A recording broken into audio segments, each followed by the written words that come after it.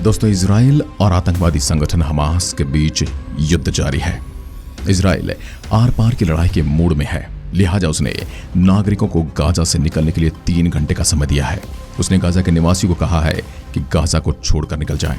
Israel की सेना IDF ने गाजा नागरिकों को उत्तरी गाजा से दक्षिण की ओर जाने के लिए 3 घंटे का समय दिया है। इजराइल के इस कदम को ग्राउंड अटैक से पहले बड़ा कदम बताया जा रहा है। इसी के साथ पूरी दुनिया भी सांस साधकर ये जानना चाह रही कि अब आगे क्या होगा, किस तरह से इजराइल अपने दुश्मनों को नेस्तो नाबूद करता है। इजराइल और हमास के बीच संघर्ष आज 1 हफ्ते के बाद भी जारी है। इजराइल अब इस संघर्ष में आर पार के मूड में है। इजराइल हमले के फाइनल रुख पर है, लिहाजा उसने नागरिकों को गाजा से निकलने के लिए 3 घंटे का समय दिया है। इजराइल की सेना आईडीएफ ने गाजा नागरिकों को उत्तरी गाजा से दक्षिण की ओर जाने के लिए 3 घंटे का समय दिया है।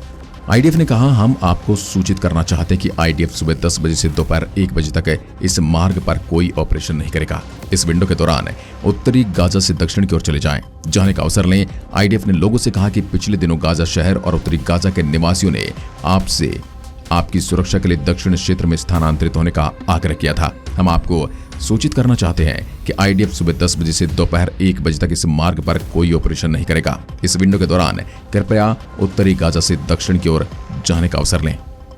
आपकी और आपके परिवार की सुरक्षा आपके लिए मायने रखती है और हमारे लिए भी। कृपया हमारे निर्देशों का पालन करें और दक्षिण की ओर जाएं। आश्वस्त रहें, हमास नेताओं ने पहले ही उनके और उनके परिवारों की सुरक्षा सुनिश्चित कर दी है। इजराइल के इस कदम को ग्राउंड अटैक से पहले उठाया गया सबसे बड़ा कदम बताया जा रहा है। इसी के साथ पूरी दुनिया भी सांस साधकर ये जानना चाह रही है कि अब आगे क्या होगा। उससे पहले बता दें, कथित तौर पर लेबनान से उत्तरी इजराइल में शटुला समुदाय की ओर से दागे गए मोर्टार और एंटी टैंक मिसाइल से 3 इजरायली लोग घायल हो चुके हैं। इनमें से एक व्यक्ति की हालत गंभीर बताई जा रही है। आईडीएफ का कहना है कि वो लेबनान से आ रही गोलीबारी के सोर्स की ओर जवाबी गोलीबारी कर रहा है। प्राथमिक तौर पर आई रिपोर्ट में कहा गया है कि ईरान समर्थित हिजबुल्लाह आतंकवादियों ने लेबनान के साथ इजराइल की सीमा के पास शतुला के उत्तरी समुदाय पर गोलीबारी की है। इजराइल और हमास की जंग शुरू हुए 1 हफ्ते से ज्यादा का समय हो चुका है। हमास के खात्मे का निश्चय करके इजरायली सेना आईडीएफ गाजा पट्टी में दाखिल हो चुकी है और लगातार सर्च ऑपरेशन जारी कर रही है। इजरायली सेना के टैंक और बख्तरबंद वाहन लगातार गाजा की सीमा में दाखिल हो रहे हैं। इजराइल अब हर हाल में गाजा पट्टी को अपने कब्जे में करना चाहता है। इसी मंसूबे के साथ इजराइल के प्रधानमंत्री बेंजामिन नेतान्याहू शनिवार को गाजा पट्टी के बाहर आईडीएफ सैनिकों से मिलने पहुंचे।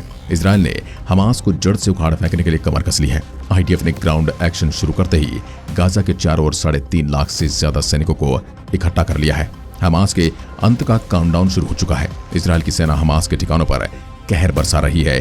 गाजा पट्टी पर हालात बदतर हो चुके हैं। वहीं लेबनान सीमा पर भी तनाव लगातार बढ़ रहा है। इजराइल की सेना हमले तेज करने के साथ साथ जमीन के रास्ते ताकतवर टैंकों के साथ गाजा पट्टी की सीमा में दाखिल हो चुकी है।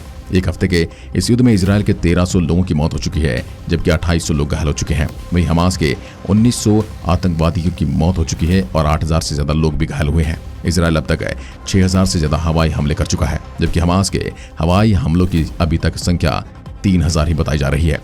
इजराइल रोजाना 700 रॉकेट हमले कर रहे हैं। हमास के रॉकेट हमले की संख्या 400 है। इजराइल के हमले में 752 इमारतों को नुकसान पहुंचा है, जबकि 2835 दूसरे निर्माण बर्बाद हो चुके हैं। तो दोस्तों, अब आपको क्या लगता है कि इजराइल हमास जैसे आतंकवादी संगठन को बिल्कुल नेस्तो नाबूद करके ही मानेगा, या फिर एक बार बीच बचाव करके दुनिया के तथाकथित रहनुमा एक बार फिर से इस हमास संगठन ग्रुप को बचाने की कोशिश करेंगे? कमेंट में लिखकर जरूर बताइएगा। एक बार फिर मिलते हैं, तब तक के लिए नमस्कार, धन्यवाद, जय हिंद, जय भारत।